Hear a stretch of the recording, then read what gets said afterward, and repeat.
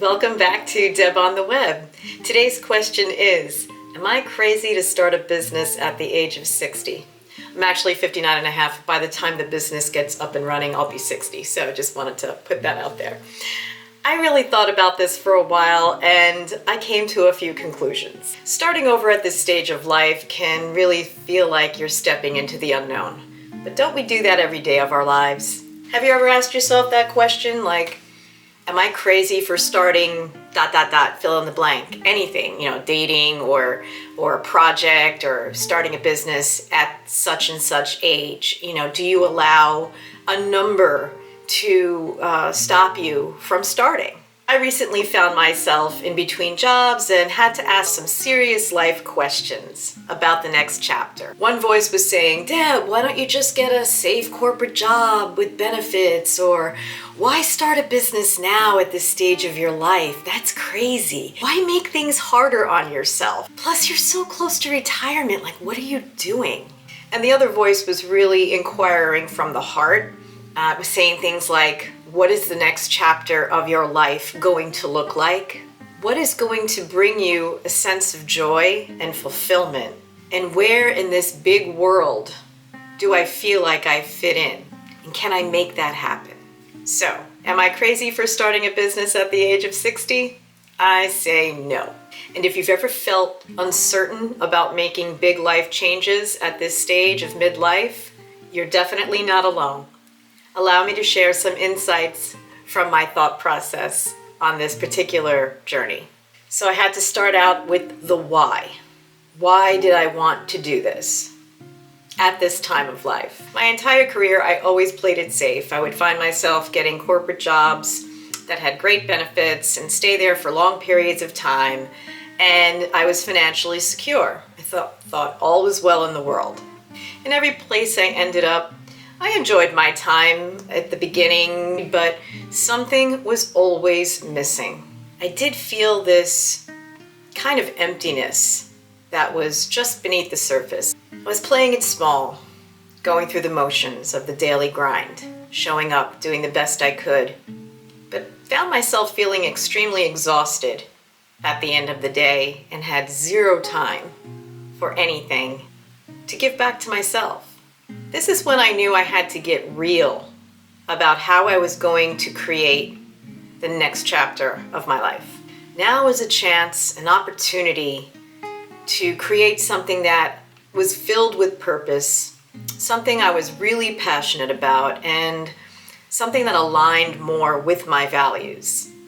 A reinvention, if you will. It was time to unleash all the creativity that I had locked away while I was working in corporate. I asked myself, if I didn't try now to start something with purpose and passion, when was I going to ever do that?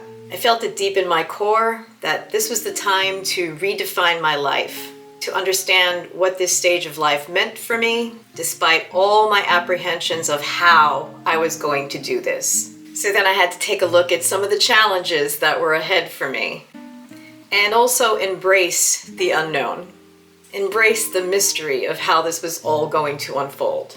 Initially, there was some doubt, the fear of failure, imposter syndrome, constantly clouding my mind. The usual. Who did I think I was to even attempt this? Would I have enough money to even pull this off? Could I silence that negative self-talk long enough to allow progress to happen? To allow the confidence and resilience that I needed to get this business off the ground. These worries were valid, but I didn't let them take over my mind. I exchanged the idea of worry with the word excitement, and while I remained realistic about these fears, I changed the word from fear to concerns, because they were valid concerns. And then I just allowed my brain to ask questions like, was I too old? And the answer to that is no. I refuse to let a number define me as a person. Was I too tired to take this challenge on? And I had to seriously consider that because I had just come out of a recent bout of anxiety and depression. took some time off to allow myself to heal. Would I have the energy to even start a new business? Was I ready? The interesting thing about starting a new business, all the planning that I was doing, all the research that I was doing, it was actually filling me with energy I hadn't felt in months. And I think it was just because it was my own project, it was my own thing, and so I was extremely dedicated to making sure that it was a success, and it just gave me joy. But what about living in a state of constant uncertainty? Could I survive that? Well, the answer is yes, because we all do that every day. We live in uncertainty. It's just a part of being human. Knowing that nothing in life is guaranteed, and I accepted that fact, I just realized that I had to crack down on expenses even more, just be very mindful about my spending, plan things out as best I could. I knew I could research things. I guess some of the things that were uncomfortable was reaching out to new people and networking. As an introvert, it's something that is a challenge for me, but I viewed that as an opportunity for growth. Could I live in the mystery of not knowing how this was all going to turn out, not knowing the end of the story? And the answer is a resounding yes. Let me give you an example of how I used to do this, like living in the mystery of something. With a creative project. One of the fun and creative activities I used to do was write music. I haven't done it in a while. It's still part of me, but it's something that I haven't really focused on in a long time. But I do recall at the beginning of writing a brand new song, I allowed my curiosity and intuition to guide me. My approach was to be open and embrace living in the mystery of not knowing how this song was going to turn out. I was in pure flow mode, and it was such a wonderfully calming feeling. Nothing was forced. I just allowed my intuition and curiosity to lead the way, and the song would practically write itself. And I just put judgment and perfection on the side, and that would allow the expression to surface. And that's the same approach that I want to take with this project. This is how I plan to live life in uncertainty, by following my intuition and my curiosity. Yes, there will be a lot of planning, and there will be trial and error, time to educate myself, time to go out and get clients. But I realize that there's a lot more excitement about this growth than there is discomfort. Diving into the unknown is now an exciting challenge for me. And when I see the results of that, it builds upon itself. The confidence level builds upon itself, which is something that I hadn't really felt in a long time.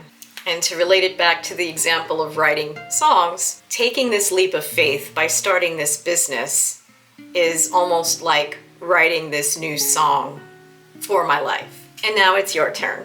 I invite everyone to reflect on your own journeys. And let's recap on how you could possibly take a leap of faith in starting a business, going out dating, whatever it is. Something that takes you out of the usual routine and into an area that you haven't explored in a long time, or if ever. One is really believing and understanding that age is just a number, and that it is never too late. It sounds cliche, but it is never too late to chase a dream. It's never too late, and anything is truly possible. I would say first, take your time.